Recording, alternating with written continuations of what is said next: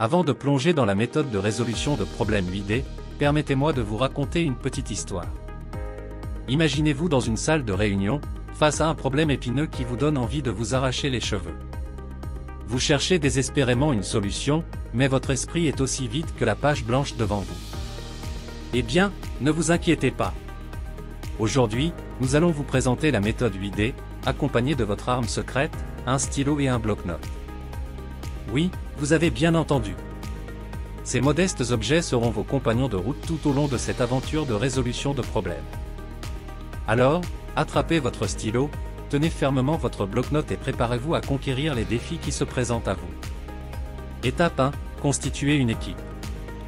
La première étape de la méthode 8D consiste à constituer une équipe multidisciplinaire.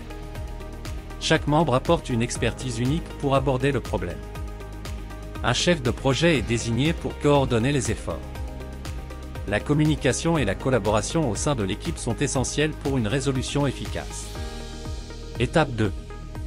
Prenons maintenant le temps de plonger plus en détail dans la deuxième étape de la méthode 8D, définir le problème. Cette étape est fondamentale car une définition claire et précise du problème jettera les bases d'une résolution efficace.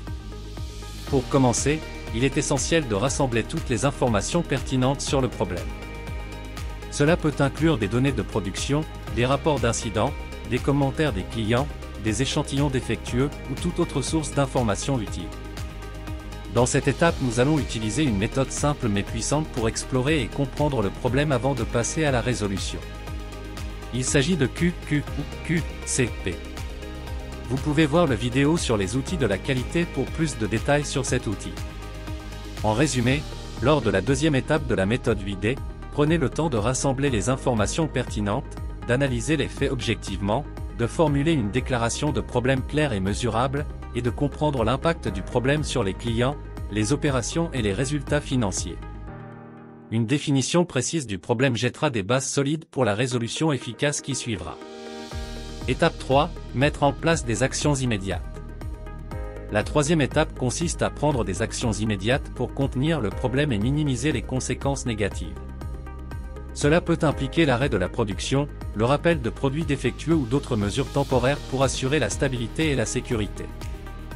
Étape 4. Identifier la cause racine. L'étape suivante est d'identifier la cause racine du problème. Des outils d'analyse tels que les 5 pourquoi et les diagrammes d'Ishikawa peuvent être utilisés pour déterminer les causes potentielles.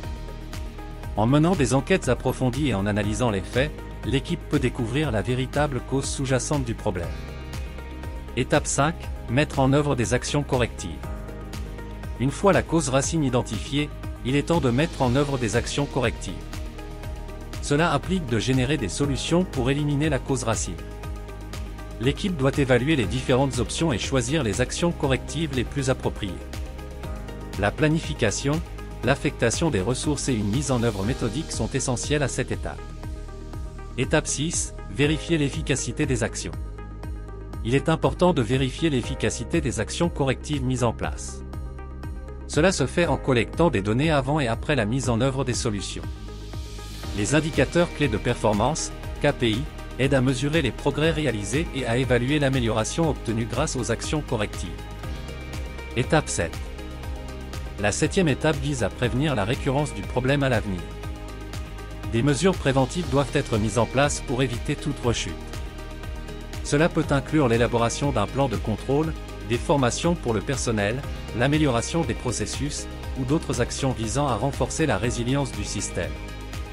En suivant ces étapes clés de la méthode de résolution de problèmes 8D, les organisations peuvent identifier et résoudre efficacement les problèmes, améliorer leur performance et satisfaire les attentes des clients. Étape 8. Féliciter l'équipe. Soulignez l'importance de reconnaître et de féliciter l'équipe pour son travail dans la résolution du problème. Mettez en évidence l'importance de la rétrospective et de l'apprentissage tiré de l'expérience. Conclusion. La méthode de résolution de problèmes 8D est un outil précieux pour les professionnels cherchant à résoudre les problèmes de manière efficace.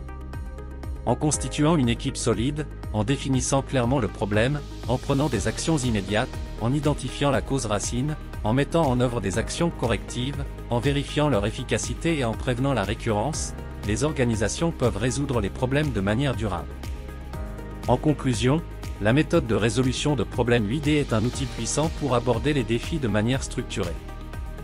Si vous souhaitez obtenir des fichiers ou des ressources supplémentaires sur cette méthode, nous vous invitons à laisser un commentaire avec votre adresse email.